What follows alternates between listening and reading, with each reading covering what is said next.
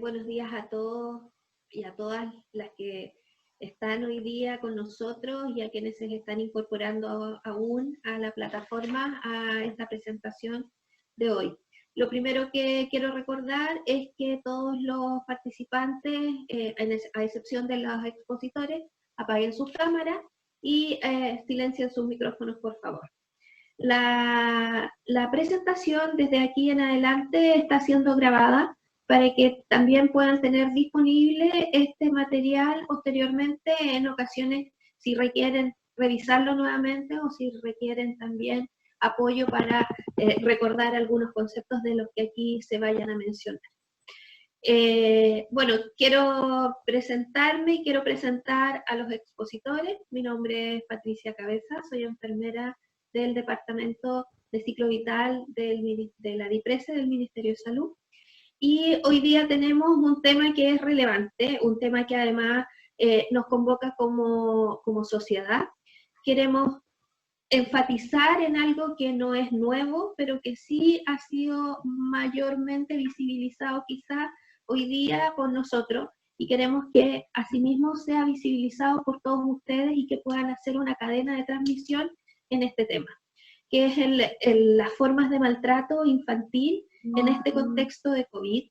y además la pesquisa y la referencia oportuna. Lo que sabemos ha sido complejo en estos días, también porque tenemos esta suerte de confinamiento y esta cuarentenas que han sido uno de los gatillantes, y como lo van a explicar nuestros expositores, a quien quiero presentar ahora. Tenemos a Soledad Larraín, que va a ser nuestra primera ponencia. Es psicóloga de la Universidad Católica, magíster en estudios avanzados de la familia y terapeuta familiar también. Consultora nacional e internacional de temas de género y violencia contra las mujeres y la infancia. Además ha escrito varios libros en estas temáticas y actualmente está en una función de investigadora del Centro Iberoamericano de los Derechos del Niño, CIDENI, por si quieren buscar la página. También ahí se pueden interiorizar de esta investigación que se hace en este centro. Soledad, te quiero dejar entonces para que puedas poner tu presentación y compartir con nosotros el tema de hoy. Muy bien, muchas gracias. En primer lugar, agradecerles la invitación de poder estar hoy día tratando este tema relevante, y también quiero sumarme al apoyo que ha tenido el personal de salud y la admiración por el trabajo que han realizado, que ha sido, digamos, un apoyo del conjunto de la población. Por lo tanto, me siento muy honrada de poder estar hoy día con ustedes, y espero que lo que yo pueda expresar pueda servir para el trabajo. Yo voy a compartir la presentación.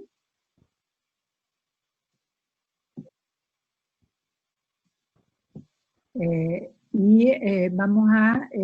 comenzar entonces con ver las formas de maltrato infantil en el contexto del COVID, y eso va a ser fundamentalmente, digamos, mi presentación. Y quisiera partir con una primera reflexión, que ha sido una reflexión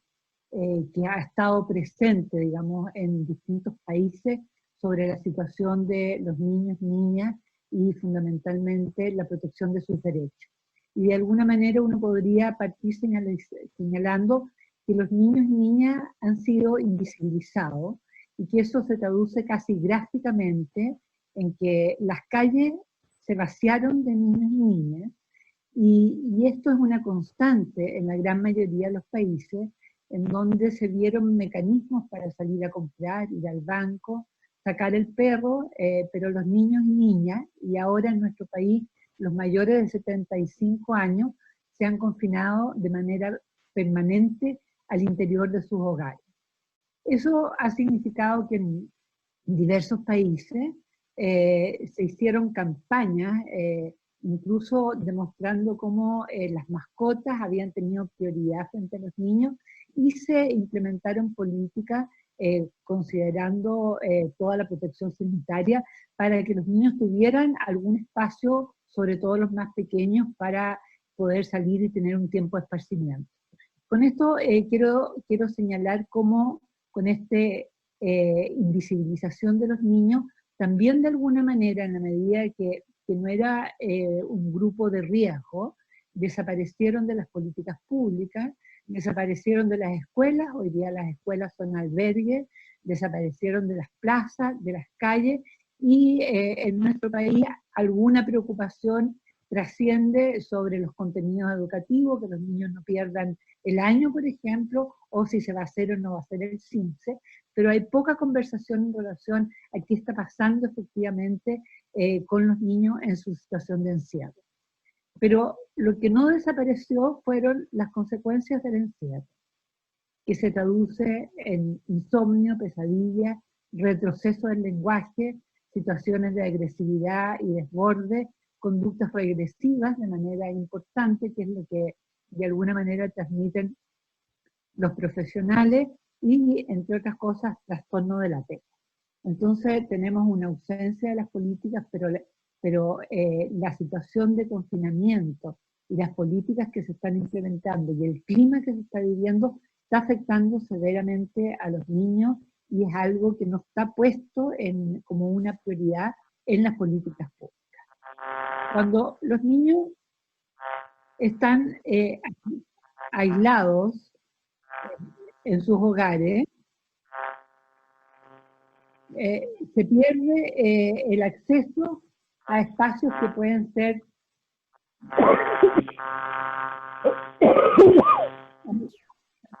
hay un ruido que está bien. Entonces, lo que yo planteaba, que los niños, al estar aislados en sus hogares, y que por un momento, digamos, pensemos lo que eso significa, y seguramente la mayoría de ustedes que tienen niños lo ha vivido concretamente en su entorno familiar, se pierde el espacio que puede ser de protección frente a las situaciones de maltrato o abuso, que es el tema que nos convoca hoy día. Se pierde el contacto con la escuela, con el consultorio, con el barrio u otros espacios comunitarios. Entonces el niño, al perder esos espacios que pueden ser espacios de protección, queda más expuesto, si es que anteriormente a la pandemia había en su espacio familiar una situación de maltrato o de violencia que generalmente se ha agudizado en el contexto del confinamiento. También, junto con perder los espacios de protección, se corta el vínculo personal y confidencial con la red de familia extensa, fundamentalmente con los abuelos, abuelas, tíos, primos mayores. Por lo tanto, también los niños, sobre todo los más pequeños, quedan aislados frente a una situación de violencia o de sufrimiento que puede estar padeciendo. Se limita la relación con el grupo de pares, y esto es especialmente importante en los más pequeños. Estamos hablando de niños, depende, digamos, cómo es el acceso a internet, pero en general los niños menos de 8 o 7 años no son asiduos, digamos, a las redes sociales, por lo tanto no tienen la posibilidad de comunicarse con los pares como sí lo hacen los adolescentes. Se precariza el cuidado, porque muchas veces los padres, y yo creo que ustedes, el personal de salud lo ha vivido muy intensamente, tiene que salir a trabajar, y eso ha significado que los niños en algunas ocasiones quedan solos o quedan al cuidado de niños de 9, 10 años que cuidan a los más pequeños, y muchas veces ese tipo de conducta se cataloga como negligencia. No es una negligencia porque no hay una intencionalidad en la conducta negligente. Sin embargo, no hay una política que apunte a cómo solucionar el tema del cuidado de los niños cuando los padres tienen que trabajar, y esto es especialmente relevante para el personal de salud. Y cuando hay situaciones previas de maltrato, estas se agudizan con la convivencia y con la intensidad que implica la convivencia. y eso significa que los niveles de maltrato, los registros que tenemos, porque lamentablemente hoy día no tenemos cifras, y voy a explicar un poco por qué de lo que está pasando actualmente, pero lo que se ha registrado en los sitios de llamada, de pedir apoyo, o en las consultas, efectivamente se ha agudizado la intensidad del maltrato. ¿Qué datos tenemos? En general, hay un aumento importante de las llamadas relacionadas con violencia intrafamiliar. Esto lo plantea Carabineros de Chile, el Ministerio de la Mujer y Equidad de Género. Hay un incremento del 70% de las llamadas para pedir ayuda de información que se puede hacer en caso de violencia, y también el Fono Familia de Carabineros. Entonces nos encontramos con la situación en que las denuncias han disminuido en forma importante por la imposibilidad de hacer denuncias, pero han aumentado las pedidas de ayuda a través de las líneas telefónicas que en estas situaciones de confinamiento o de emergencia pasa a ser un recurso muy relevante en el conjunto de los países. Entonces, en relación al tema del femicidio, el Ministerio Público plantea que se disminuyen las denuncias por violencia intrafamiliar, pero se presentan 14 denuncias más por femicidio, digamos, en el mismo periodo del 2019. Hay un aumento de amenazas con armas en el contexto familiar, esto lo plantea la Fiscalía Nacional, y lo que muestra las distintas fuentes que yo he planteado es que en las parejas donde la mujer ha sido víctima anteriormente de violencia por parte de su pareja, el estar conviviendo las 24 horas del día contribuyen a que surjan más episodios de violencia y estos sean más graves, y eso es absolutamente, digamos, esperable. Los hogares con niños y niñas y adolescentes que presentaban antes de la pandemia altos niveles de violencia. Por ejemplo, en la encuesta de primera infancia, en la encuesta ELPI, el 62% de los padres, madres y cuidadores reconocen utilizar métodos de disciplina violenta en la crianza de los hijos e hijas, y los estudios de UNICEF que se realizaron hasta el año 2012 daban cuenta que aproximadamente el 70% de los niños recibían algún tipo de violencia, ya sea psicológica, física o sexual, por parte de sus padres o cuidadores. Entonces estamos en un contexto donde las conductas de violencia están arraigadas en la población, y estos se acrecentan obviamente cuando se está confinado o conviviendo con quien ejerce la violencia las 24 horas del día, con el elemento estresante que eso significa.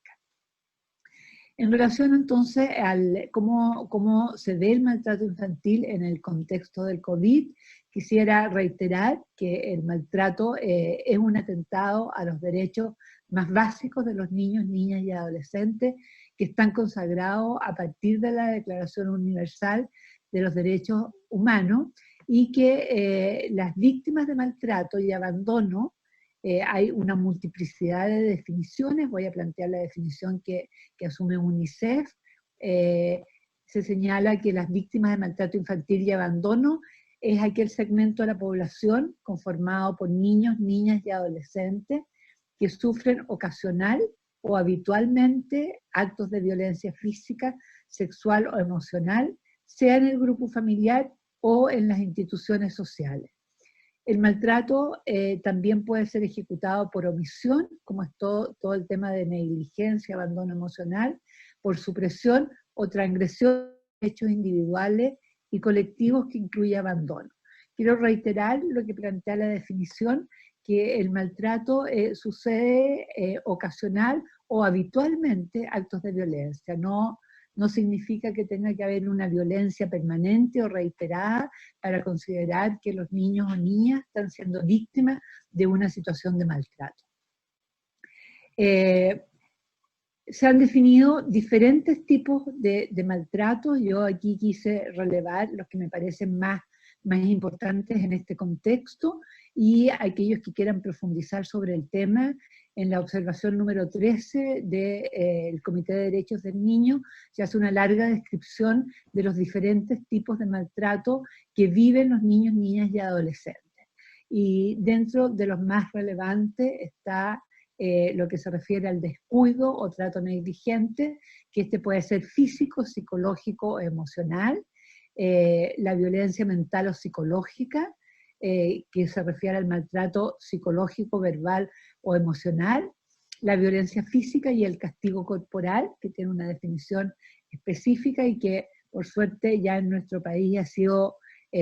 prohibido todo tipo de castigo corporal. Recordemos que hasta no hace mucho tiempo era algo que se permitía como una forma de disciplina.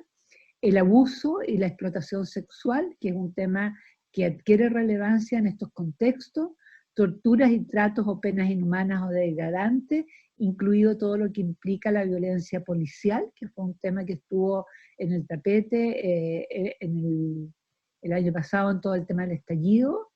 la violencia en los medios de comunicación, la violación de los derechos del niño en las instituciones y en los sistemas de protección, que también es un tema muy significativo y que hoy día adquiere una prioridad importante. Que está pasando con los niños que están en las residencias o que están en centros privativos de libertad. En el día de ayer justamente había una denuncia sobre niños que están siendo trasladados entre distintos centros con riesgo importante para su salud, y también los niños y niñas víctimas de violencia de género en la pareja. Esta categoría hace referencia a niños que presencian la violencia que se da entre sus padres y que hoy día se considera también una forma de violencia. Por eso se considera que son niños víctimas, no solamente testigos de violencia. Los diferentes tipos de violencia se pueden dar en distintos ámbitos, y eso es lo que recoge el informe mundial sobre la violencia hacia los niños del consultor Sergio Piñeiro de Naciones Unidas, en donde plantea 5 ámbitos donde se puede darse la violencia. El primero de ellos en el hogar, la familia por parte de cuidadores, por los educadores en las escuelas o centros educativos, por los responsables del cuidado de los niños y niñas en instituciones de protección, donde los niños están bajo la tutela del Estado para ser protegidos, y muchas veces en esos espacios, como lo acabamos de conocer hace poco menos de un mes en Huaypén, están siendo víctimas de violencia en las instituciones de adolescentes en conflicto con la ley, que son los centros privativos de libertad, y en la comunidad donde hay violencia física, sexual, agresión por parte de la autoridad, violencia contra niños en situación de calle. Para poder ver el impacto de la pandemia en el maltrato infantil y cómo esto apunta a reforzar algunos factores de riesgo que están presentes en la situación de maltrato, que quiero que miremos el modelo ecológico que se utiliza para comprender la violencia. Está en el Informe Mundial sobre Salud y Violencia del 2002 de la Organización Mundial de la Salud, en donde se plantea fundamentalmente que el maltrato infantil es el resultado de la interacción entre factores individuales, relacionales, comunitarios y el contexto social. Ninguno de estos factores por sí solo explica la presencia de la violencia, y para poderla entender y sobre todo para poderla prevenir y abordar, es necesario que veamos la interacción entre estos distintos factores. Ahora, ¿cómo estos factores se ven afectados o impactados por la presencia de la pandemia? Cuando hablamos de factores individuales, tenemos que considerar que en los adultos cuidadores hay un aumento de ansiedad, de temor, de soledad, de depresión, de irritabilidad y lo que se ha, digamos, evidenciado en nuestro país y que ya hay bastante, digamos, evidencia sobre eso, aumento del consumo de alcohol en los contextos de confinamiento.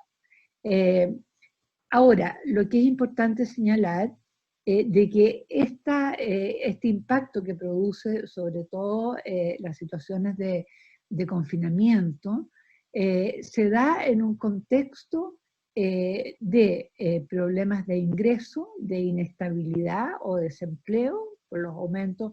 significativos, digamos, del desempleo, de una inseguridad laboral que agravan los sentimientos de angustia propios de estar viviendo una situación de pandemia con los riesgos y el temor que eso significa. Y a esto agregamos que hay ya diversas situaciones, y seguramente ustedes se han visto enfrentadas a esas situaciones, sobre todo las personas que están en los hospitales, donde los adultos responsables o los cuidadores se han contagiado y han debido hospitalizarse, muchas veces han recurrido a los hospitales con los propios niños, digamos, porque no tienen con quién dejarlo, y se tienen que quedar hospitalizados, y no hay claridad, ni hay ni está implementado un operativo para que estos niños queden en una situación de protección. Y en ese sentido, estas residencias que se están instalando en todo el país, sería importante que abordaran como una prioridad un espacio para los niños que producto de que sus cuidadores principales están contagiados o están hospitalizados, queden cuidados y en una situación de protección. También incide en el ámbito relacional, en relación a lo que yo les planteaba, que aumenta significativamente la violencia de género, y eso, como les digo, se ha evidenciado fundamentalmente a través de las llamadas, de las pedidas de apoyo, de las consultas a Carabineros, a Cernamed u a otras líneas que hay, la reclusión en los hogares ha incrementado los conflictos y las situaciones de violencia. Y eso es absolutamente, digamos, entendible y explicable. Cuando uno convive las 24 horas del día, pensemos que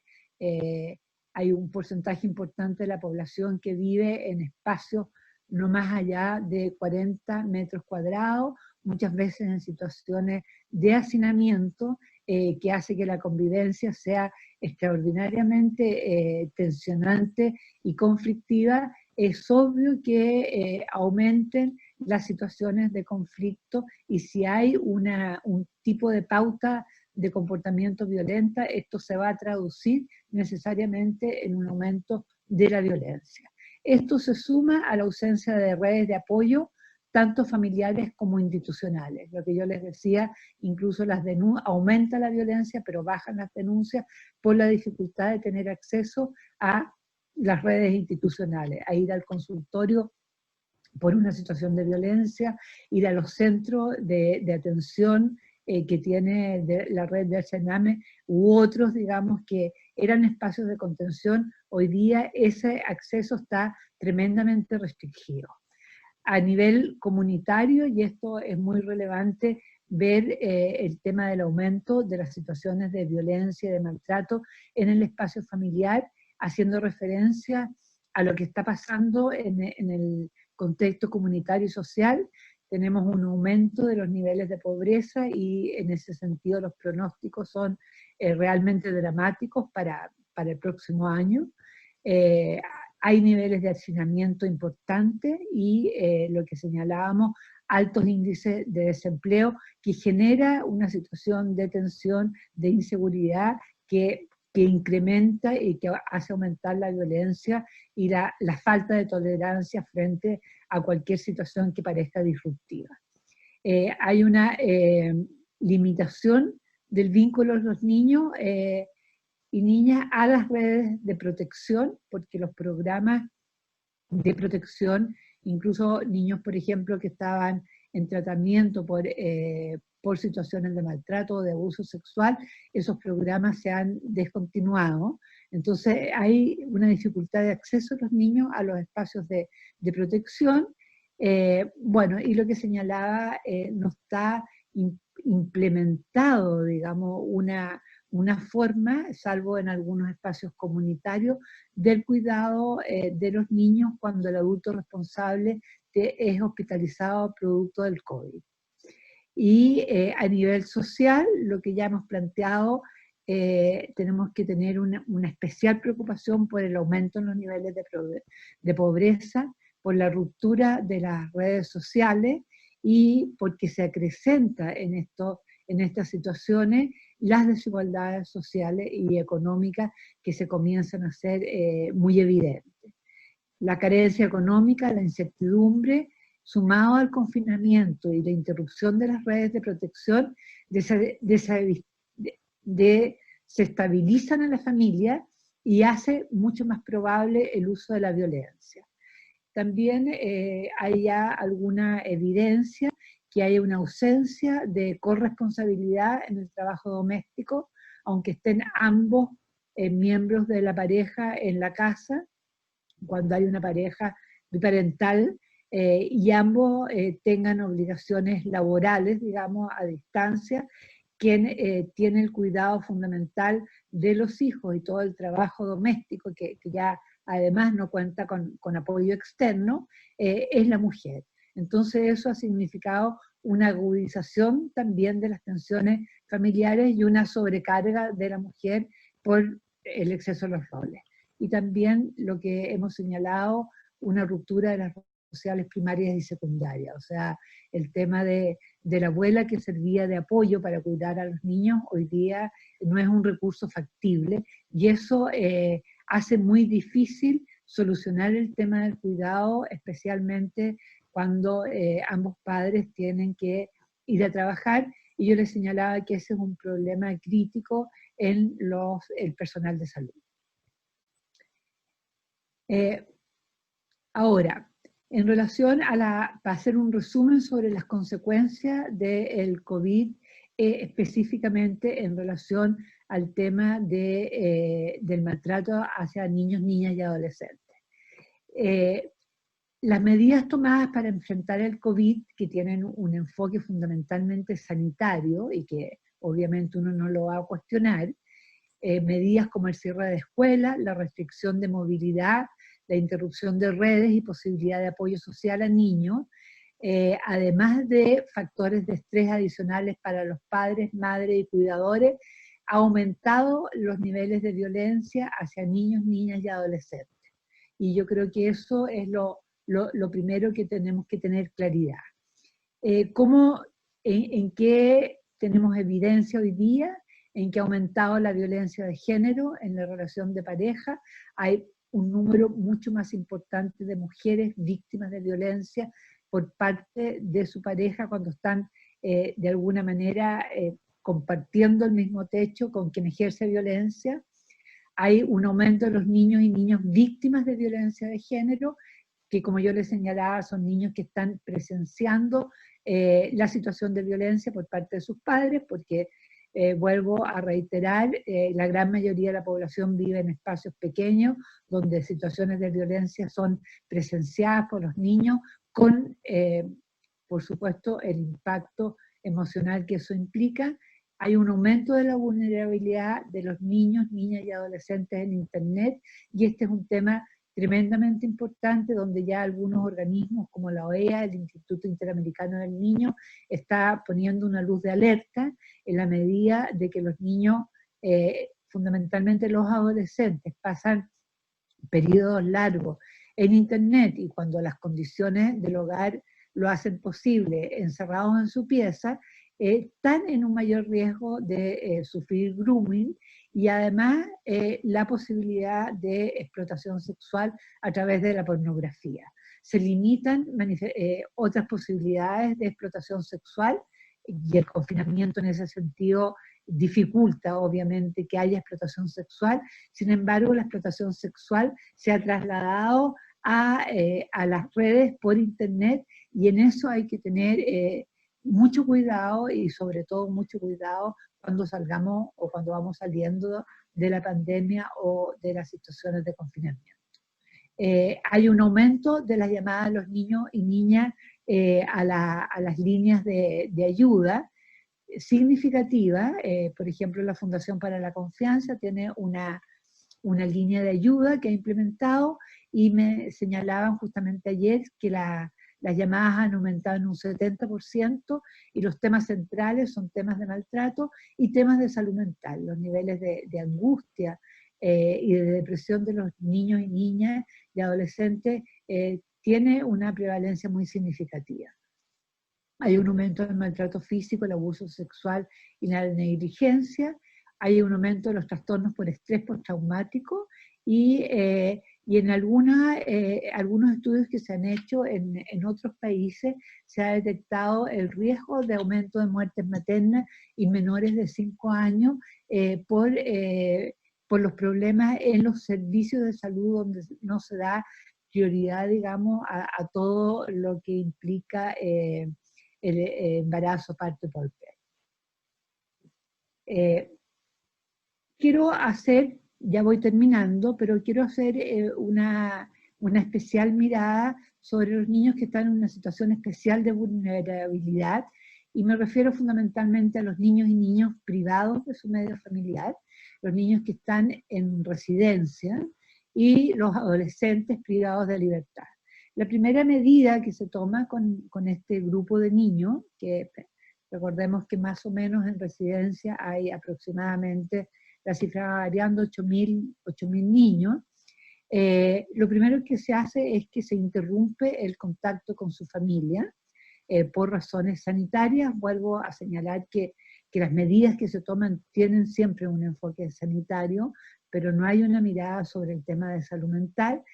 Y los reportes de las residencias es la precariedad para establecer de manera permanente otra forma de contacto con la familia. Por ejemplo, la residencia puede tener 1 o 2 computadores, y hace muy difícil que 25 o 30 niños que hay en una residencia puedan contactarse con su familia, que normalmente tampoco tienen medios de internet como para poderse contactar con los niños. Entonces los niños están sin contacto con la familia, obviamente que recibiendo la información de lo que está pasando en sus propias, digamos, comunidades o municipios, y con unos niveles de angustia muy significativos en relación a cómo están sus familiares, si es que se contagiaron, si están hospitalizados, porque no hay información ni contacto con ellos. Se suspende también el apoyo de otros programas. Señalaba niños, por ejemplo, que están por una medida de protección por situaciones de maltrato o abuso sexual. El programa se descontinúan, entonces los niños están en una situación de confinamiento, sin contacto con la familia, pero además sin recibir o continuar recibiendo el apoyo terapéutico que estaban recibiendo como una forma de reparación por la vulneración de derechos que habían vivido. Se prolongan los periodos de separación de la familia. Los niños permanecen en las residencias. Sabemos que los tribunales de familia están funcionando priorizando las causas de protección, y eso hace que, por ejemplo, revisión de una medida de separación no tenga la inmediatez que debería de tener, y seguramente cuando podamos hacer un análisis vamos a darnos cuenta que hubo una prolongación de los periodos de internación producto, digamos, del contexto de la pandemia. Y lo que yo ya he señalado, que se han reportado problemas graves de salud mental e intentos de suicidio, ¿no? O sea, los niños y niñas que están en estas condiciones están tremendamente afectados y con poco apoyo, y creo que ahí hay un rol muy relevante de poder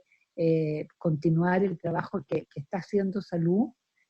con el Sename, que ya salió la aprobación de la creación del nuevo servicio de protección. Por lo tanto, Sename pronto va a dejar de funcionar como tal, digamos, y va a estar el servicio de protección especializado,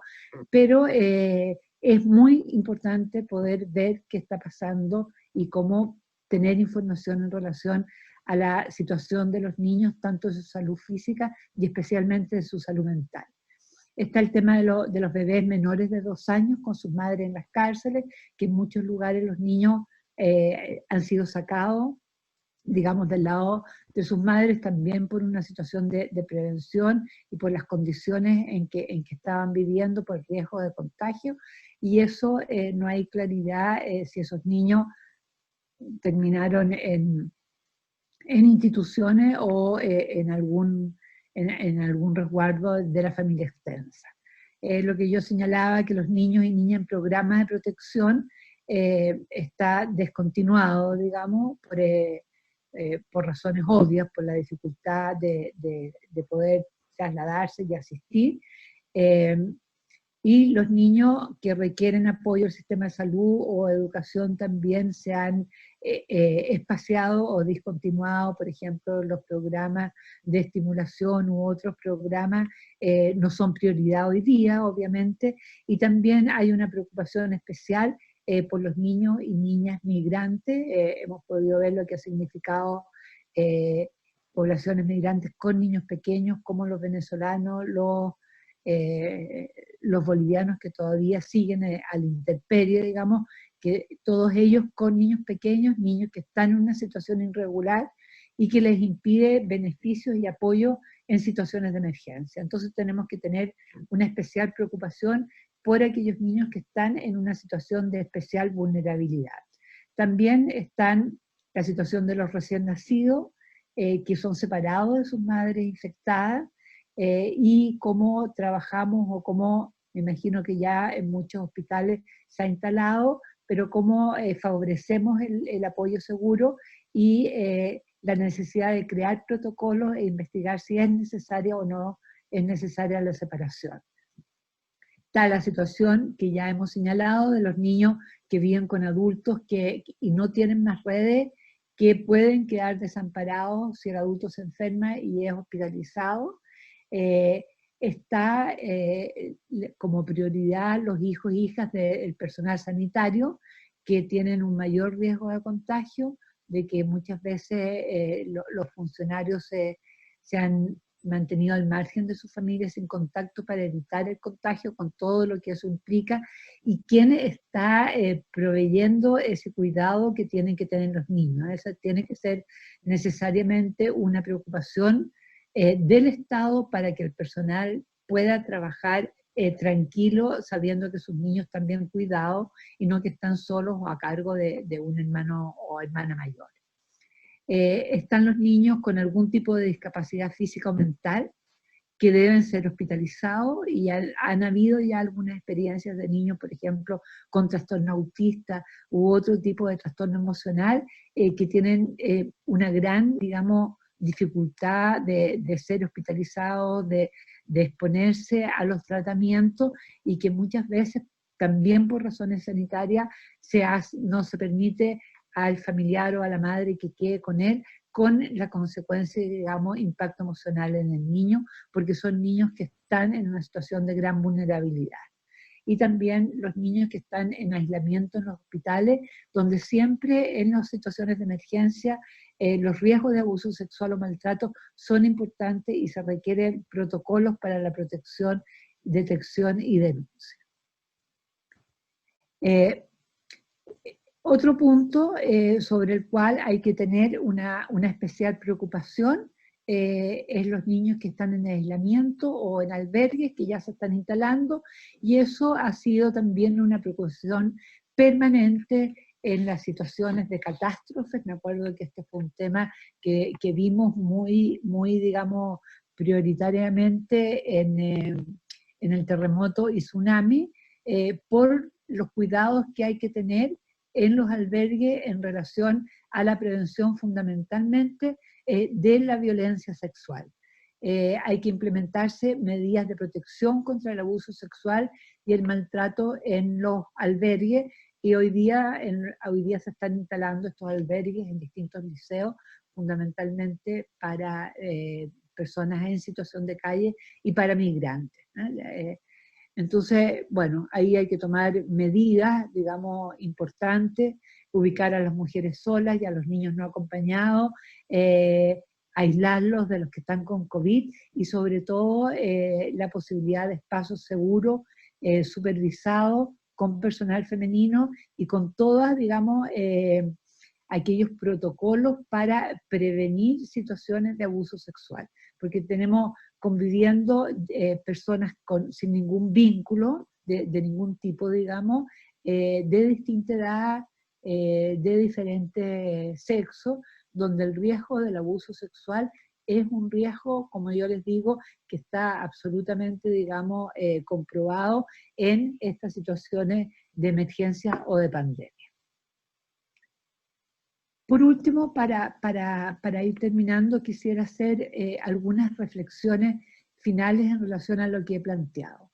En primer lugar, que esto que yo planteaba de los niños invisibilizados, cómo hacemos visibles las necesidades de los niños, niñas y adolescentes y sus familias y adultos significativos, y que sea hoy día una prioridad de las políticas sociales para una atención integral. Es muy importante hoy día, y sobre todo cuando pensemos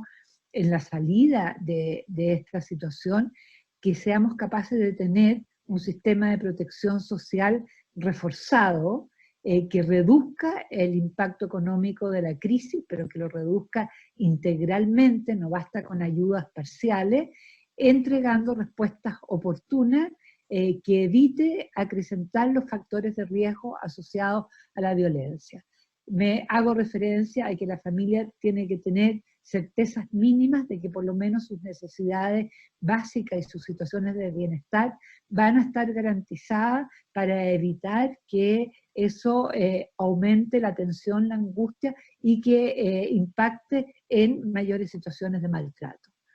Es importante favorecer y multiplicar más instancias donde los niños y niñas puedan recurrir para hacer denuncia o pedir ayuda, y en ese sentido, tanto en nuestro país como a nivel internacional, han sido muy bien valoradas las líneas de emergencia, o sea, la posibilidad de que los niños llamen y puedan ser orientados respecto a qué hacer si están viviendo situaciones de maltrato, de violencia, o por último, que sea un espacio de contención, son muy bien valoradas y estas tendrían, digamos, que multiplicarse. Esto es más complicado en los centros de protección y los niños privados de libertad, porque ni siquiera tienen acceso a teléfono o a medios para poder mantener, digamos, algún contacto más allá del espacio donde están reducidos. Bueno, incluir todo el tema de protección de la niñez en la evaluación de salud y en las herramientas de seguimiento, y también es muy importante, como lo ha sido en salud, el tema de la visita domiciliaria. Si hoy día eso no es posible, por lo menos mantener contacto con el grupo familiar que presenta mayores índices de vulnerabilidad, o familias donde habían situaciones de sospecha de maltrato, mantener contacto con ellas, ya sea vía telefónica u otra forma, para poder ver efectivamente lo que está pasando al interior de esa familia y evitar así que de alguna manera se amplifiquen las situaciones de violencia. Otro tema que es necesario es cómo tienen que haber protocolos claros para prevenir o reducir la separación familiar, salvo cuando estemos frente a una situación grave de vulneración de derechos. Este es un tema que antes de la pandemia ya se había conversado con salud en términos de tratar de evitar que los niños, por una situación que se detecta en salud, terminen como primera instancia en una institución de protección. Y cuando se detecta una situación de vulneración, ver qué se puede hacer, trabajar con la familia o la familia extensa, pero en este contexto, con lo que yo le he señalado, que un niño o una niña termine en una institución, sus derechos van a ser ahí gravemente vulnerados. Asegurar los mecanismos para que los niños puedan mantener contacto con sus padres, aunque no vivan con ellos,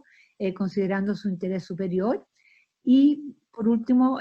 apoyo y fortalecimiento a la familia y figuras significativas en el hogar,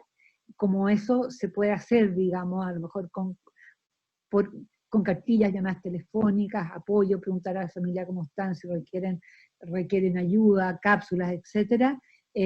Apoyo a la familia de acogida, a los funcionarios de las residencias y centros privativos de libertad, que obviamente están enfrentando situaciones de extrema urgencia con situaciones de crisis de los niños permanentes, cómo abordar las situaciones de crisis, el fomento de la corresponsabilidad en el espacio familiar y la prevención de maltrato. Creo que tenemos todavía un gran desafío pendiente como país y que quizás logremos hacerlo, digamos, cuando termine esta situación o nos preparemos para eso, que es consolidar un plan integral de prevención y erradicación de la violencia hacia niños, niños y adolescentes, donde los pilares fundamentales necesariamente tienen que ser salud, educación y protección social. Ese es un tema pendiente, no hemos sido capaces de gestar una política integral y creo que frente a la urgencia que vamos a tener que abordar, es necesario que aprovechemos la contingencia para consolidar ese plan. Muchas gracias.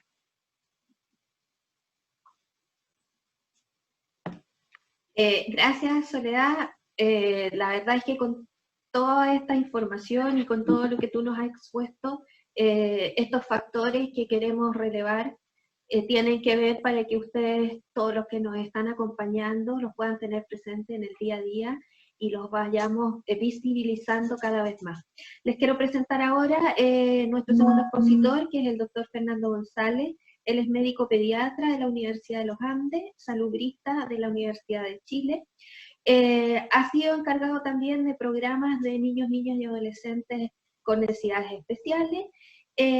académico de ambas universidades de formación que ya mencioné, y actualmente es encargado subrogante del Programa Nacional de Salud de la Infancia en el Departamento de Ciclo Vital de DIPRESE, de la Subsecretaría de Salud Pública. Fernando nos va entonces ahora a entregar esta segunda mirada de las formas de maltrato infantil en tiempos de COVID. Del neurodesarrollo se construyen en relación a las relaciones sociales en las cuales las personas nacen, crecen, se desarrollan. Es el modelo de determinantes sociales de la salud, así como también el modelo ecológico de Bronfenbrenner, se entienden en contextos relativamente estables y dinámicos entre la persona, el ciudadano y el medio, ¿ya? Y el niño, niña y adolescente entendido como tal, como un ciudadano, un sujeto de derechos. Esto en tiempos actuales, en los tiempos de la pandemia por COVID, sabemos de que está totalmente afectado y estas interrelaciones se vieron modificadas y esto genera un estrés importante para niños, niñas y adolescentes en contexto de desarrollo. Y que finalmente lo que mencioné a continuación es que la experiencia de estas relaciones va modelando y determinando el sistema nervioso central. Estos elementos estresantes que hoy día pasan de ser fisiológicos a tóxicos en algunos contextos particulares. La diferencia entre lo fisiológico y lo tóxico, como mencionaba, lo fisiológico es transitorio, de una intensidad leve a moderada, y habitualmente se caracteriza por haber un adulto o una persona significativa que participe en la contención para regular el nivel de estrés y la respuesta neurofisiológica. Por el contrario, una situación que es permanente, de alta intensidad, y hacia esto le agregamos que no existe un adulto significativo que permita esta contención, este estrés va a determinar ciertas modificaciones neurológicas y neuroendocrinas que se instalan y consolidan determinando las respuestas para la vida a lo largo de ella, ¿ya? Y así, por ejemplo, como una persona que tiene elementos normales estresantes de su contexto y presenta un estrés fisiológico, tiene un neurodesarrollo bastante bueno y positivo en cuanto a las respuestas a otras situaciones de estrés, mientras que una que tiene un estrés tóxico, como podemos ver en esta microscopía electrónica, las interacciones neuronales, es decir, cómo las neuronas se conectan entre sí, se ve mucho más afectada, son menores y menos efectivas. Y esto a la larga en la arquitectura cerebral determina particularmente una afección en el desarrollo del hipocampo, que es la parte del cerebro que procesa la memoria, evidentemente porque nuestro cerebro va a querer bloquear estas experiencias traumáticas de nuestra historia. Un menor volumen de la materia gris en la corteza orbitofrontal, que es donde ocurre el procesamiento social, y determina a personas mucho más aversas a las relaciones sociales, más que evitan exponerse a situaciones que pueden significar estrés, son mucho más retraídas, y determinan ciertas estructuras de personalidad. Y también aumento en el volumen de las amígdalas cerebrales, que son el lugar donde se procesa la inhibición del miedo, ¿ya? Por lo tanto, son personas que están mucho más alertas y tienen una respuesta mucho más aguda al estrés, ¿ya? Y eso se traduce también en las respuestas neuroendocrinas del sistema adrenérgico o en la respuesta del estrés suprarrenal. Esto sabemos también que es dosis dependiente, es decir, mientras más estrés, mientras más intenso, más daño neurológico produce, y en estos tiempos actuales que vemos que ya no es una cosa de semanas, ni probablemente solo de meses, sino que, como dicen por ahí, el coronavirus viene para quedarse y vamos a tener que ver cómo nos adaptamos a esta nueva característica, nueva forma de relacionar. Y acá se ve en un corte coronal del cerebro cómo disminuye la materia gris, vemos un aumento del espacio del subaracnoideo del líquido cefalorraquídeo, y a la vez también existe un achatamiento, como les mencionaba, del hipocampo, y un aumento de las amígdalas en este escáner de cabeza, ¿ya? Y funcionalmente también vemos la zona de la amígdala, como hay una hiperrespuesta frente a situaciones de estrés en personas que tienen un estrés tóxico sostenido en su neurodesarrollo, ¿ya? Bien, ¿y cómo llevamos el estrés tóxico o comprendemos el estrés tóxico en los contextos relacionales actualmente? ¿En qué se materializa? Aquí vemos una imagen de un estudio clásico del año 98 de Felitti que habla de los ACEs, los eventos adversos de la niñez,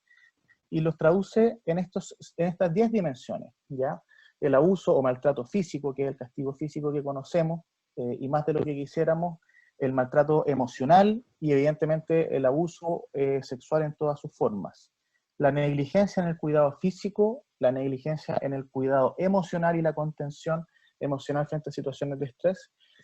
y en relaciones sistémicas familiares, la presencia de violencia intrafamiliar, el presidio de algún padre, madre o cuidador significativo, la presencia de salud mental dentro del hogar no tratada, no controlada, la presencia, uso y abuso de sustancias, drogas, alcohol, y las separaciones que habitualmente se caracterizan por ser violentas y con interferencias entre los padres, son las 10 dimensiones que este estudio recoge y que se ha visto a lo largo del tiempo de que las consecuencias no son solamente psicoafectivas, sino que también biológicas y de una manera muy, muy significativa, aumentando el riesgo de traumatismo encefalocraniano, fracturas, quemaduras, por evidentemente la falta de los cuidados. Patología de la salud mental como depresión, ansiedad, aumento de la suicidabilidad y patología por estrés postraumático, embarazos no deseados, complicaciones del embarazo, mayor contagio de enfermedades infectocontagiosas, principalmente aquellas producto de relaciones sexuales sin las medidas de precaución que correspondan, enfermedades crónicas, aumento de las conductas de riesgo, y finalmente esto determina una restricción en las oportunidades educativas, ocupacionales y de ingreso.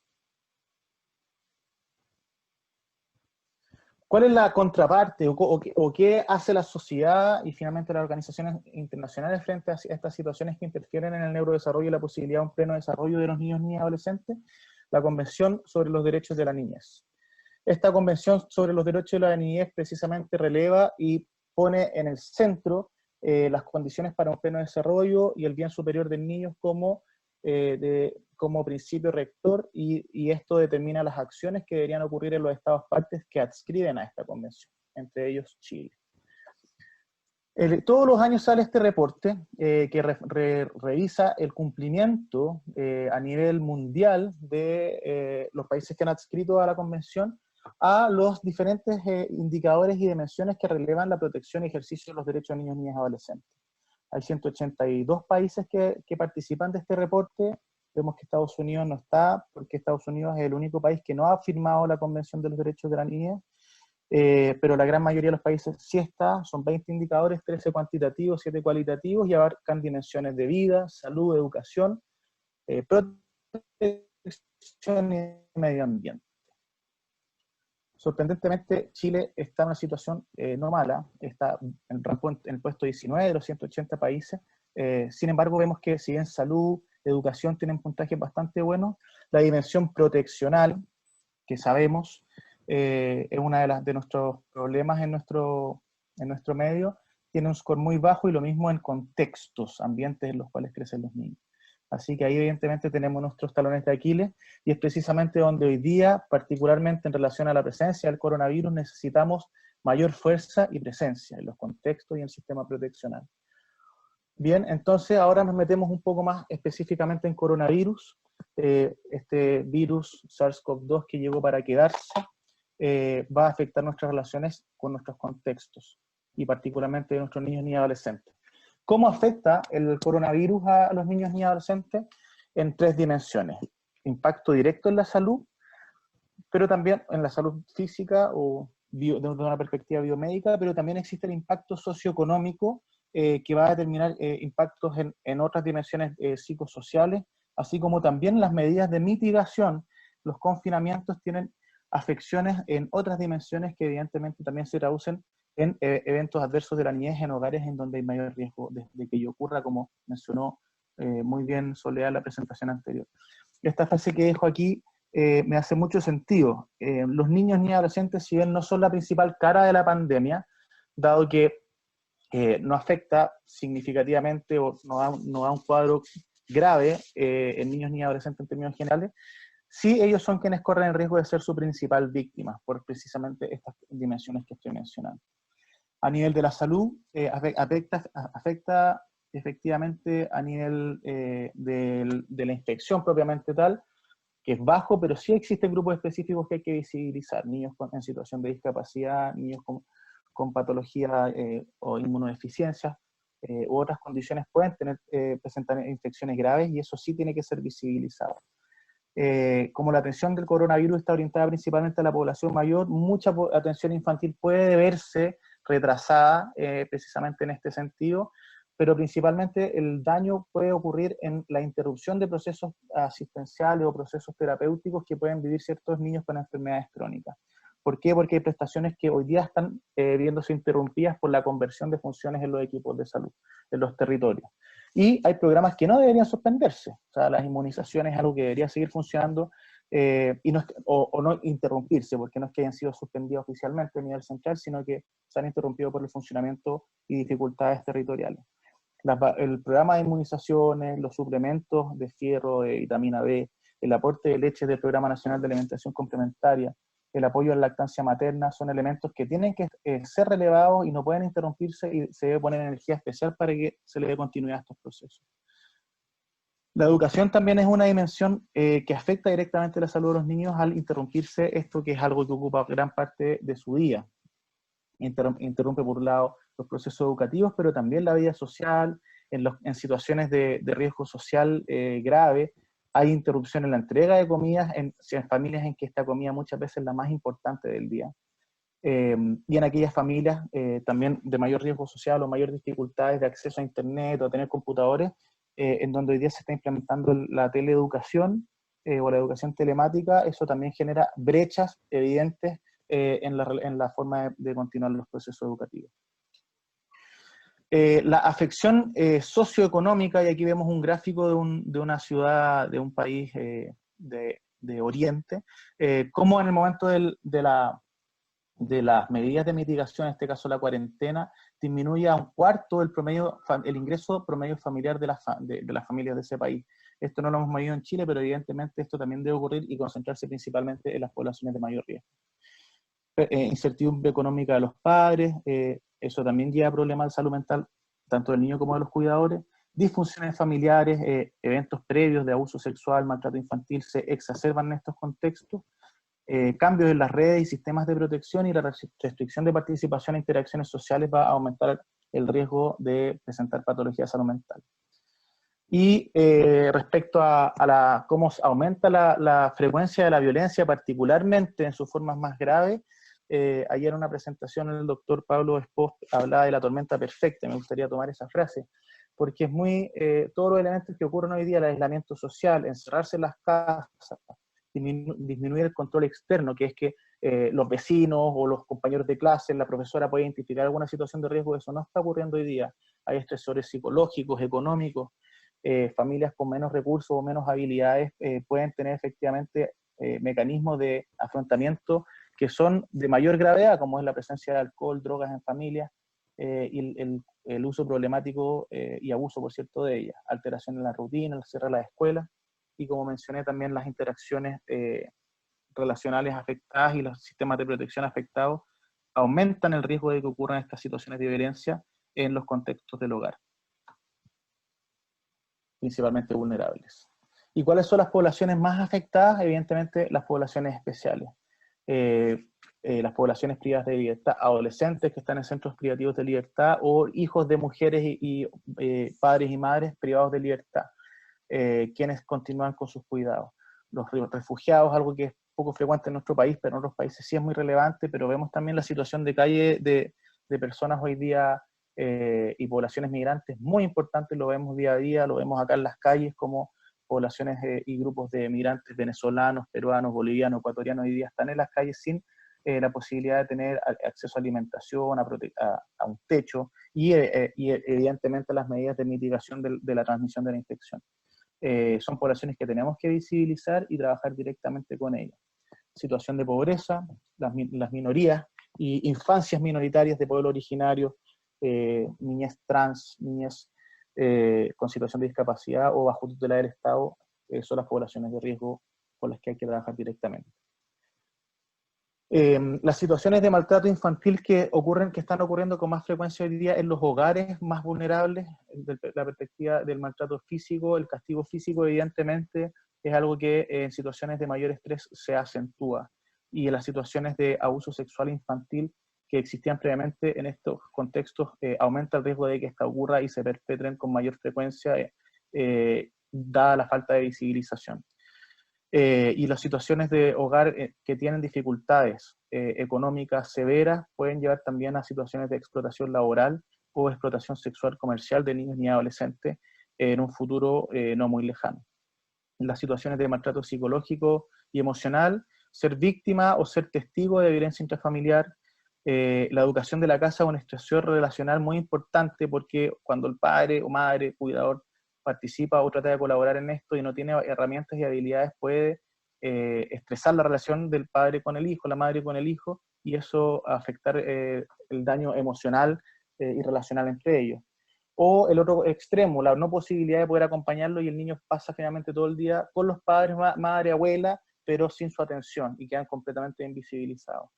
Y otra situación particular que está siendo muy frecuente es la interferencia parental de las visitas y cómo madres o padres evitan de que el otro, de que la pareja pueda acceder a la visita del hijo o de la hija, y eso es una vulneración de derechos evidente para el niño, ya que sus adultos significativos no pueden ser interferidas, digamos, entre ellos. Y para finalizar las dimensiones, la negligencia de los cuidados, tanto en la atención de salud, la falta de los controles, la falta de acceso a ciertos fármacos, insumos necesarios para los cuidados en niños con condiciones crónicas complejas, falta de alimentación, abandono y el aumento de accidentes domésticos hoy día es algo que hay que visibilizar también, ya que los accidentes hoy día pasan en las cocinas, pasan en las casas, y cuando hay niños que no están siendo cuidados adecuadamente, este riesgo aumenta significativamente. Bien, y para ir terminando, Nadine Burke es una pediatra norteamericana que ha sido una luchadora contra las diferentes formas de maltrato infantil. Tiene una charla TED, que está ahí el link para que si quienes quieran verla puedan acceder a ella, que es muy buena y habla de que el maltrato infantil es una brutalidad, es una de las grandes problemáticas de nuestra época, pero lo importante y lo bueno es que es una situación prevenible, pesquisable y abordable. ¿Cómo se puede hacer y cuáles son las acciones para que los equipos de salud tengamos presente y abordemos y trabajemos con nuestros equipos de los territorios? La promoción, prevención, pesquisa, protección y reparación. La promoción de los derechos y la protección de los niños, la primera acción tiene que ser con la visibilización nuestra, identificación de la problemática en nuestros contextos asistenciales y sociales. Al visibilizarla, ver cómo podemos ser garantes del ejercicio de los derechos, ser agentes de cambio en nuestros equipos y abogar por la defensa de sus derechos. Y no solamente los equipos de salud, sino que también nuestras familias, nuestras comunidades, promoviendo un cambio social que redefina la cultura como medio disciplinar, que es lo que en el contexto que hemos crecido, coercitivo, correctivo, controlador, por una cultura del respeto, de la inclusión, de la dignidad y reconocerlos como sujetos de derecho. La promoción se materializa por medio de la capacitación y conocimiento de los factores de riesgo, elementos de pesquisa que vamos a ver a continuación, pero también de conocer los factores protectores, habilidades parentales y cómo potenciarlas, cómo pesquisar activamente el trauma infantil y cómo establecer redes de protección que pueden hoy día ser de contingencia, pero conocer cuáles son los equipos que están activos y funcionando en mis territorios para echar mano o para poder dar respuesta a situaciones que identificamos. Establecer esta estrategia y visibilizar el autocuidado del equipo, porque trabajar con estas situaciones es muy, muy estresante y a veces uno no se da cuenta, o los equipos no se dan cuenta hasta que revientan, ¿ya? Así que buscar espacios de autocuidado y de canalización de los problemas o dificultades que cada uno de los integrantes del equipo en contexto de pandemia también puedan estar enfrentando. Uno de los pocos artículos que ha demostrado evidencia para poder frenar el daño que causan las medidas de mitigación es este artículo británico, que habla de que lo más importante para que no haya mayor daño es proteger la continuidad de los cuidados, que los servicios de protección sigan funcionando y que los servicios de salud mantengan el contacto, independiente que sea presencial o no presencial, de modo que no se interrumpan los procesos terapéuticos, tanto de salud mental, de rehabilitación, de estimulación infantil temprana, particularmente los niños que tienen alguna situación de discapacidad, ¿ya? Y aquí hay una guía que va a quedar en la referencia sobre cómo activar la asistencia telemática de ciertas situaciones particulares. También les voy a dejar estos tips parentales para enfrentar el confinamiento, para transmitirle a los padres y cómo manejar mejor estas situaciones en el hogar, ya abrir espacios de diálogo entre padres, madres, hijos e hijas, fortalecer esta relación uno a uno, ponerle palabra a lo que estamos sintiendo, identificar cuando estamos viviendo situaciones de alto estrés, y cuando esto ocurra, ver a qué redes o a qué dispositivos poder pedir ayuda. Mantener rutinas, aprender, compartir espacios de juego. Quiero relevar que estos consejos son en contextos, digamos, en donde estas medidas son implementables. Evidentemente hay familias, hay un porcentaje importante de familias y hogares chilenos en donde evidentemente hay otras situaciones que impiden la implementación de estos tips. Pero en lo posible y para que los equipos de salud puedan promover en sus territorios, en sus familias, estos son elementos que pueden ayudar mucho a enfrentar las medidas de confinamiento, ¿ya? La pesquisa. La pesquisa muy relevante es el conocimiento claro y concreto de cuáles son los signos y síntomas de sospecha de situaciones de abuso o de maltrato. ¿Ya? Para eso hay que capacitar a los equipos, recapacitarnos nosotros mismos también, reforzar y revisar nuevamente los protocolos que existen. Habilitar espacios para conversar y examinar a los pacientes adecuadamente en un espacio de confianza, en donde eventualmente puede haber espacio para una develación o para transmitir alguna información que podría identificar una situación de riesgo. Una vigilancia activa, no podemos ser pasivos en la pesquisa del maltrato, tenemos que ir a buscarla dirigidamente con sospecha y tratar de erradicarla, interrumpirla en el momento en que esto ocurra. Aprovechar cada punto de contacto de los pacientes con los servicios de salud, con los servicios sociales, y para las situaciones de maltrato leve, establecer protocolos locales. Si es que existían protocolos, ver si están funcionando, ver si los equipos territoriales están activos, pegar una llamada al jefe, al de la Oficina de Protección de Derechos de mi territorio, al jefe de salud mental, cómo están funcionando, etc. Y si hay una situación de maltrato grave o de abuso sexual infantil, tiene que ocurrir la denuncia inmediatamente. No hay excusas, no hay pandemia, no hay coronavirus que justifique el retraso de una denuncia, y la denuncia puede ser a través de Carabineros, de la PDI o directamente a la Fiscalía. Para proteger efectivamente las situaciones, a los niños, digamos, de situaciones de maltrato, la primera respuesta, el objetivo es sacar a este niño, niña, adolescente del circuito del maltrato, ver si es que la familia está en una situación estable, o bien una red de apoyo, una familia extendida, para asegurar el compromiso en la continuidad de las indicaciones y próximos pasos, y si no es así, establecer contacto con los tribunales de familia por medio de los equipos o duplas psicosociales de los centros asistenciales para que ocurra la protección efectiva, y vincularse con el equipo interdisciplinario para dar seguimiento al caso. Y en caso de que exista riesgo vital o riesgo de persistencia de esta situación en el hogar, lo mejor es hospitalizar a estos pacientes para protegerlos en los espacios asistenciales. Y para finalizar, me gusta mucho esta lámina, que es el kintsugi, que es un arte japonés que utilizan en Oriente, en donde cuando se rompe uno de sus frascos, de sus cántaros de cerámica, ellos no los eliminan, sino que los reparan con una pasta con oro. Y ellos hablan de que finalmente estas fracturas, estas fisuras, estas situaciones traumáticas en la vida de una persona pueden transformarse en un tesoro, en una oportunidad que por medio de mecanismos resilientes, de apoyo, de procesos de reparación, de la presencia de la red y vínculos afectivos estables y persistentes, pueden finalmente hacer de que el cántaro se transforme en un cántaro de mayor valor. Para que esto ocurra, tenemos que garantizar de que nuestros protocolos clínicos y administrativos sean de alto nivel técnico, orientados a la reparación y a la reinserción, que los equipos de salud sean especializados en estos procesos. No puede haber procesos de reparación que estén en manos de personas que no tengan experiencia en esto, porque son procesos largos, intensos, duraderos y de alta exigencia.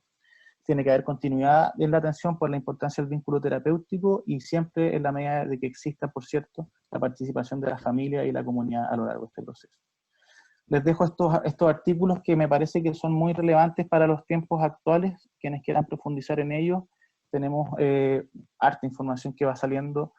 muchos reportes, pero información relevante para discutir con nuestro equipo y mejorar nuestros sistemas de pesquisa y protección. Y con eso termino. Tenemos todavía 15 minutitos para responder algunas preguntas. Muchas gracias nuevamente por la invitación y estoy atento para responder sus inquietudes.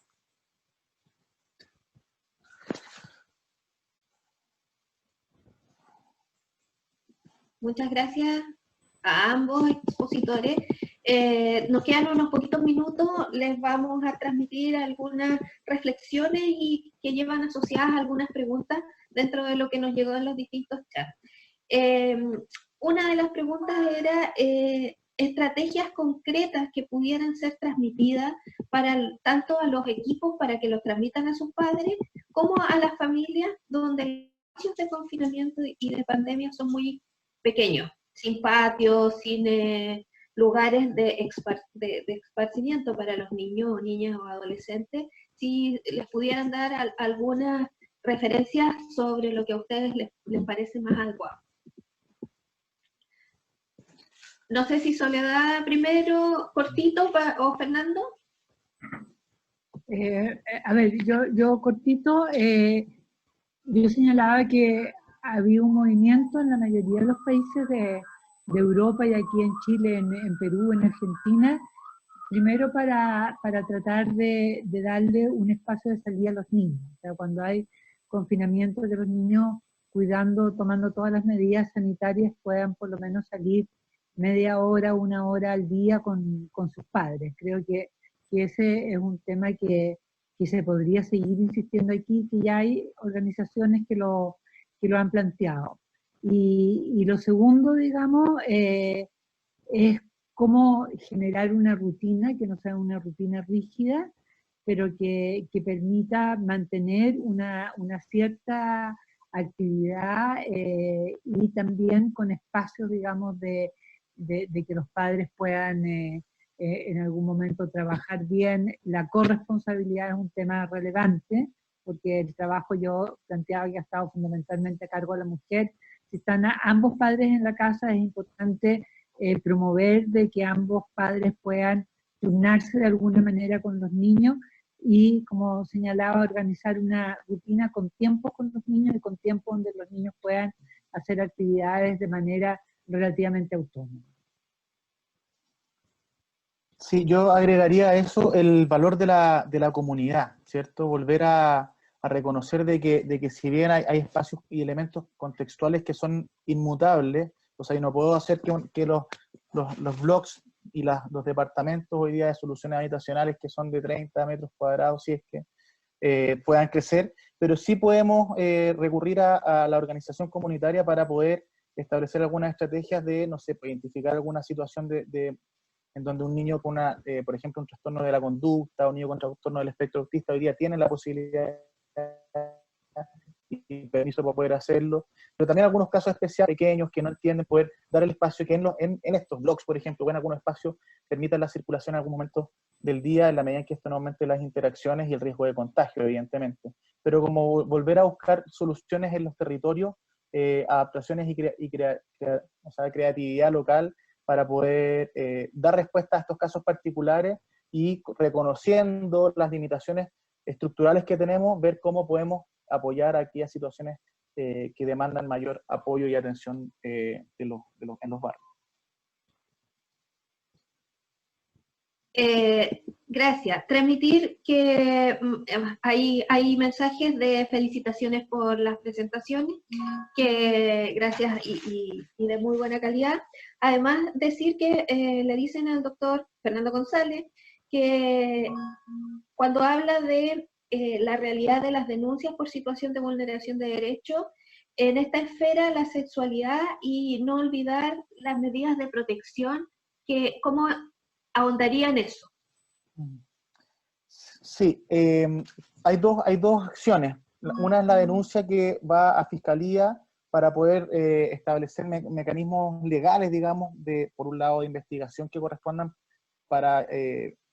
identificar las agresiones, pero por el otro lado el carril de los tribunales de familia en donde se establecen las medidas de protección. Es un tema bastante específico que manejan bastante bien las duplas psicosociales de los territorios. Y en ese sentido, lo ideal es que cada centro asistencial tenga un protocolo de respuesta, ¿ya? Y cómo una dupla psicosocial, un trabajador social, un psicólogo o algún profesional de la salud se capacita en esto para conocer cómo se activan estos sistemas de protección, ¿ya? Y eso significa cómo un tribunal de familia eventualmente puede sesionar de manera extraordinaria para establecer una medida de protección inmediata o temprana, digamos, que vaya en respuesta a proteger a un niño o niña adolescente. No es materia directa del equipo asistencial de atención, por lo tanto, yo no dejaría el mensaje de que el equipo de salud comprenda completamente la totalidad del proceso, pero sí que tenga el flujo de que pueda llegar esta información a quienes van a apoyar en los procesos de respuesta y de protección. No sé si apunta a eso un poco la pregunta, pero creo que ese es el mensaje central. La denuncia y la protección como dos carriles de respuesta frente a situaciones de vulneraciones de derechos. Gracias. Bueno, vamos a terminar con una última pregunta y me avisa Camila si estamos en la hora. ¿Es recomendable, considerando la situación de los niños, niñas, adolescentes, intencionar sesiones virtuales donde se devele maltrato, tomando en cuenta que los niños pueden ser aún más maltratados? No lo comprendo muy bien.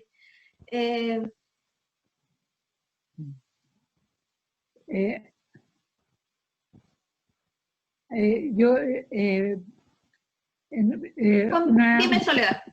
Mira, cuando se plantea que los niños tengan acceso a líneas o espacios donde puedan pedir apoyo, denunciar o simplemente poder ser contenido, no estamos planteando intencionar, o sea, no estamos planteando presionar al niño para que devele una situación de maltrato, pero sí que el niño o la niña tenga posibilidades de tener acceso a alguna red que pueda interrumpir la situación de maltrato. Y eso es importante, porque la otra alternativa de pensar que manteniendo el silencio sobre la situación de maltrato, lo único que se va a lograr es que el niño siga siendo maltratado y que a lo mejor ese maltrato se incremente. Entonces, aquí no se trata de llamar al niño y preguntarle si está siendo maltratado, pero sí que el niño o la niña tenga acceso a espacios donde pueda plantear sus inquietudes, y como señalaba, en general la experiencia internacional apunta a las líneas de ayuda como como un espacio positivo, y bueno, también como planteaba Fernando, puede ser alguna persona en la comunidad, pero el maltrato se detiene, en el caso de los niños, con intervención de terceros. Y si esa protección no está al interior del espacio familiar, es importante que el niño o la niña la busque fuera de ese espacio. Pero bueno, una cosita en relación al llegar a al eso, abuso sexual. No, lo del abuso sexual, que es una prioridad en el contexto de confinamiento. O sea, hay que estar tremendamente atento a situaciones de abuso sexual. Sí, y yo solamente agregar de que existe el temor de la revictimización, que es cierto, uno no puede hacer de que se pregunte una y otra vez, pero eso no quita de que abramos los espacios para develación, ¿ya? Y facilitemos los espacios de diálogo en confianza, de poder examinar, de poder conversar con el adolescente o el niño o niña que quiere transmitir algo, y en el momento que ocurre eso, ahí tener conciencia de que no vamos a revictimizar a este niño, pero no dejar de hacer preguntas o de dialogar con una familia para la pesquisa, ¿ya? Porque es distinto la revictimización que evitar un espacio de develación. Pero para eso es importante tener los espacios y tener los protocolos de respuesta en el momento para que no ocurra la revictimización, ¿ok? Una última cosa que me parece bastante relevante en estos tiempos donde tenemos que salir lo menos posible. ¿Cómo podemos pesquisar un maltrato en las consultas telefónicas que debemos hacer? Dado que en este escenario nosotros no podemos ver ni a la familia ni al niño. ¿Es ético que lo hagamos así? Yo creo que más que si es ético o no ético, hoy día son condiciones ante las cuales nos tenemos que adaptar. Hay procesos asistenciales que están interrumpidos, algunos controles de salud y las estrategias de pesquisa hoy día no están funcionando en su 100%, y en la llamada telefónica es una instancia en donde uno puede, quizás no con la efectividad que quisiera, identificar situaciones de vulneraciones de derechos. Yo creo que lo importante es, ojalá cuando uno hace una llamada, tener el conocimiento del caso, los antecedentes existentes, si es que han habido situaciones o una familia de riesgo ya identificada, y si no lo es, tener una aproximación en donde se empiece a trabajar el vínculo terapéutico y pueda abrirse el espacio para un diálogo de delación, ¿cierto? Si es que el agresor es la persona que está al teléfono, va a ser evidentemente mucho más difícil de poder identificar. Y evidentemente la llamada telefónica no va a cumplir ese objetivo, ¿ya? Pero sí vamos a poder tener conocimiento de la familia, cómo está constituida, si es que hay alguno de los factores de riesgo, un pariente en cárcel, si es que hay una disfunción familiar evidente, la presencia de consumo problemático de alcohol o droga, son señales que aproximan a un contexto de riesgo de vulneraciones de derechos. Entonces, si bien quizás no vamos a tener el hecho develado por teléfono, sí vamos a tener conocimiento del contexto y las problemáticas que enfrenta la familia y dejar una banderita alta para eventualmente solicitar una visita domiciliaria o eventualmente acceder directamente a una atención o solicitar la presencia de un sistema de protección para que haga un diagnóstico de familia. Bueno, la verdad es que ahora ya no tenemos que cerrar la jornada, estamos en el tiempo. Yo la verdad es que creo que esto daría para mucho rato y para muchas preguntas más. Dejamos también invitados a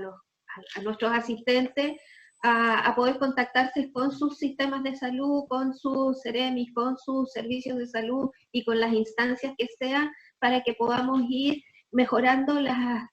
articulaciones del intersector, que es lo que Fernando también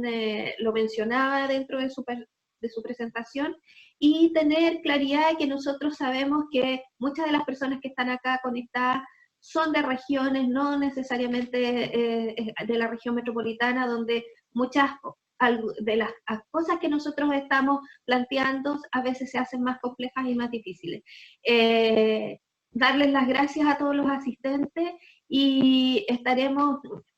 convocando a una próxima jornada con algunos temas de interés que ustedes nos pueden ir mencionando también a través de los correos, a través del chat. Me despido, si quieren despedirse nuestros invitados y cerramos esta conferencia de hoy. Bueno, yo quiero reiterar mi agradecimiento a la invitación. Lamentablemente los tiempos siempre son cortos porque son temas complejos que hay que discutir en un nivel de profundidad que no nos da en este espacio, pero espero que haya sido de utilidad. Bueno, y obviamente cuenten con lo que yo pueda aportar, porque creo que es un tema central hoy día, la visibilización de los niños y ver cómo abordamos los temas de maltrato y abuso que están viviendo en este contexto. Sí, y yo dejar la invitación a que seamos agentes de cambio, de visibilizar estos temas en nuestro equipo, de visibilizar a la niñez y la problemática que va a enfrentar no solo hoy día, sino que de aquí en más en el contexto que nos va a tocar enfrentar como país y como sociedad. Muchas gracias, Patricia, muchas gracias al equipo de Hospital Digital y esperamos tener una próxima sesión en donde sigamos profundizando en estos temas. Muchas gracias. Muchas gracias a todos nuestros asistentes. Chao, hasta pronto.